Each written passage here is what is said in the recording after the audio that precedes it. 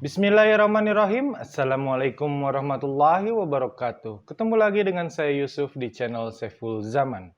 Kita mendapatkan kabar kalau Ketua KPI meninggal pasca mengizinkan Saiful Djamil untuk tampil lagi di televisi. Meninggal hati nuraninya. Seperti yang kita ketahui bersama, akhir-akhir ini Ketua KPI Agung Suppriyo sedang menjadi perbincangan di kalangan warganet tanah air. Hal ini terjadi karena Ketua KPI mengizinkan Saiful Djamil hadir di televisi dengan alasan dapat memberikan edukasi kepada masyarakat. Padahal dengan membiarkan Saiful Djamil tampil kembali di televisi, Ketua KPI ini seakan-akan tidak memikirkan bagaimana perasaan orang yang menjadi korban pencabulan yang dilakukan oleh Saiful Djamil saat melihat pelaku kejahatan terhadap dirinya itu cengengesan di layar kaca. Bukan satu dua orang warganet yang memprotes apa yang dilakukan oleh Ketua KPI ini. Rata-rata warganet di Indonesia menyatakan kekecewaannya kepada Ketua Komisi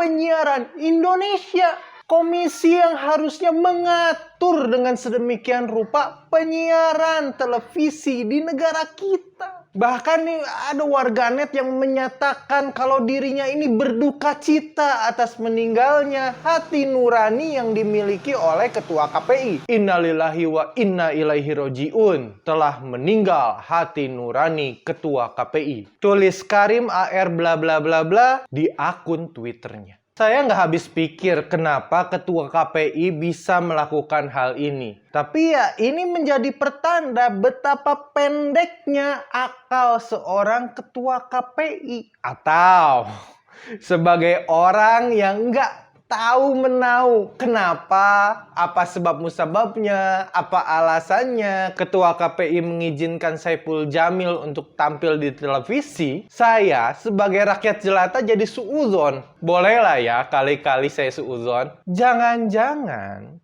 Ketua KPI ini memiliki kedekatan dengan Saiful Djamil. Bisa jadi kenalannya, teman nongkrongnya, teman satu hobinya, atau bisa juga mereka berdua ini merupakan rekanan bisnis. Sehingga Saiful Djamil ini bisa berbincang, membujuk, merayu Ketua KPI agar mengizinkan dirinya untuk tampil kembali di televisi.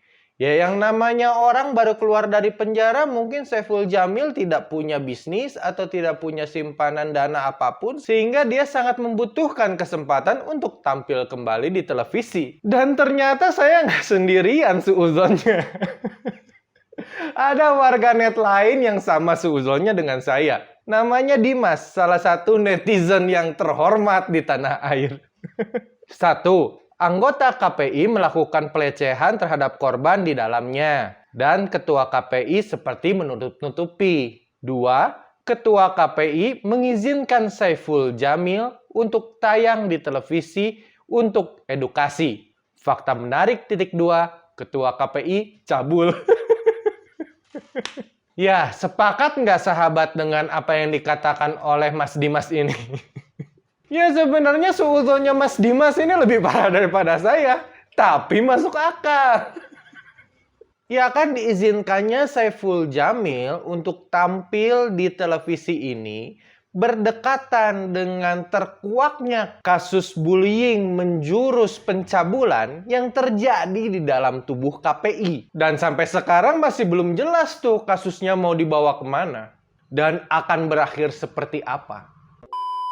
Hal menarik lain adalah di postingan Instagram Najwa Shihab, wanita luar biasa ini mengungkapkan kejadian di balik layar mata Najwa, di mana saat itu Ketua KPI ini sudah hadir di studio. Tapi saat pengacara dari korban bullying menjurus pencabulan di dalam KPI ini akan bicara, bukan saja menolak untuk mendengarkan, Ketua KPI ini malah melengos meninggalkan studio, meninggalkan percakapan. Drama banget kan ya kelakuannya. Ya, mirip-mirip dengan Saiful Jamil lah. Aduh, selama saya syuting ini, setiap kali menyebutkan nama Saiful Jamil, saya teringat dua orang terus. Yang pertama Saiful Jaman. Yang kedua adalah kembaran saya Ibnu Jamil. Terima kasih telah menonton video ini sampai akhir. Bagi sahabat semua yang ingin turut serta membersamai perjuangan kami, sahabat semua bisa memberikan support dalam bentuk finansial dengan berdonasi ke rekening ini. Jangan lupa juga untuk mengkonfirmasikan sekaligus kita membangun silaturahim dengan lebih personal melalui WhatsApp di nomor ini.